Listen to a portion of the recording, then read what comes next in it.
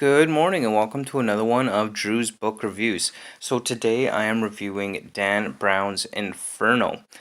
So this is another Robert Langdon book, along with other books that deal with Professor Langdon, such as Angels and Demons and the Da Vinci Code and the Lost Symbol. So it's another Robert Langdon adventure.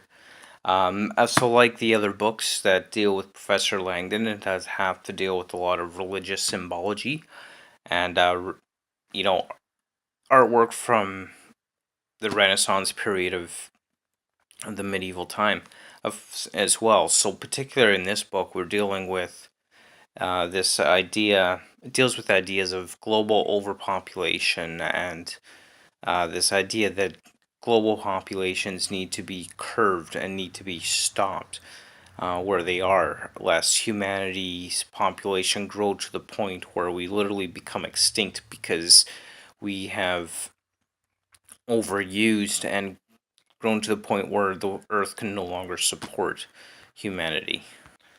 So essentially, the primary story behind this is there's this plot by a Dr. Zobrist, who's this brilliant geneticist who is planning on unleashing this terrible virus into the world to curb humanity's excessive population growth. And essentially, he wants to call the world of excessive humanity in order to save the species as he believes that he's doing.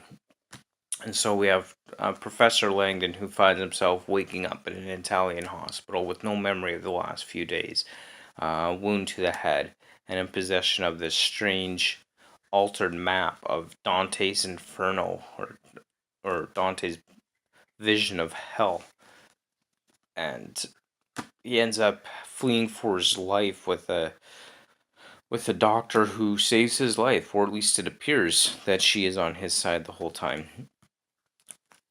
So definitely starts off with a bang. It really starts off with that intense, action-packed, high-end thriller as a starting point. And before we know it, we're diving into the world of Dante's Inferno, running all across Italy and even into Turkey, and trying to figure out what is going on. What are all these clues that have been left behind about where this secret plague is being hidden, set for release into the world? So, like all of Dan Brown's books, it really takes you into the world of art and symbols and the history of Renaissance art and poems and literature and where those ideas came from. He really kind of gets into and explores the author's mindset of Dante's Inferno, really kind of explores the character of Dante in history, who he was, why he thought the way he did. Now, of course, this is a work of fiction, so there's certainly creative license behind it, and it's just, though he really brings alive this period of history where people like Dante were alive, and really brings alive their culture of the time throughout the reading of the book itself. In fact, just reading Dan Brown's books, I almost feel like I want to go on an Italian tour to explore all the places mentioned within the book during this thrill ride through Dante's Inferno, essentially. And how each key point in the book, each little clue in the book, had to do with a different section or point of the classic Dante's Inferno. And overall, just really, really loved it. Dan Brown has certainly become one of my favorite writers.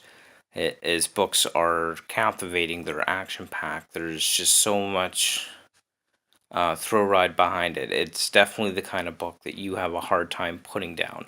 I absolutely loved Inferno. Absolutely, just as I loved his other books that I've read, such as Da Vinci's Demons and Angels or Da Vinci Code and Angels and Demons. Overall, definitely well worth the read. Inferno.